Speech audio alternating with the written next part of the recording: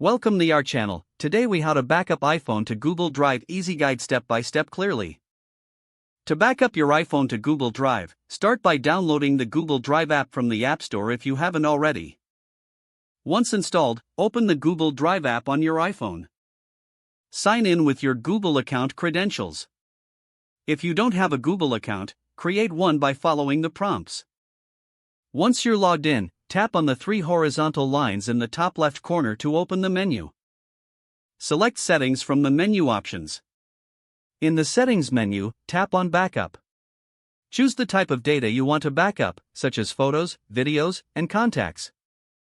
Toggle the switches to enable backups for the selected data types. After selecting your preferences, tap on Start Backup to initiate the process. It's essential to ensure that your iPhone is connected to Wi-Fi, as backing up can consume a lot of data.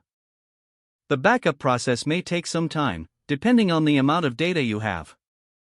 Once the backup is complete, you will receive a notification confirming the successful backup. To check your backup, go back to the Settings menu in Google Drive. Tap on Manage Backups to view the status of your backups. Here, you can see when your last backup was completed and which data is included. Make sure to repeat this process periodically to keep your data up to date. This way, you can ensure that your important files are safely stored on Google Drive. If the page does not load, refresh the browser or try again in a private or incognito window. Make sure you are using the correct email address, then retype it carefully to avoid small typos. If your password is not accepted, use the reset option and create a new strong password you can remember.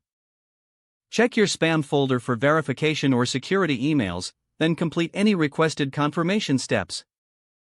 Enable two-factor authentication if available to improve account security and reduce unauthorized access risk. After signing in, review your profile details so your contact information and settings are accurate and current. If you see an error message, note it down and try again after restarting your device and internet connection. Log out when you finish, especially on shared devices, to keep your account and payment information secure. If the page does not load, refresh the browser or try again in a private or incognito window. Make sure you are using the correct email address, then retype it carefully to avoid small typos. If your password is not accepted, use the reset option and create a new strong password you can remember.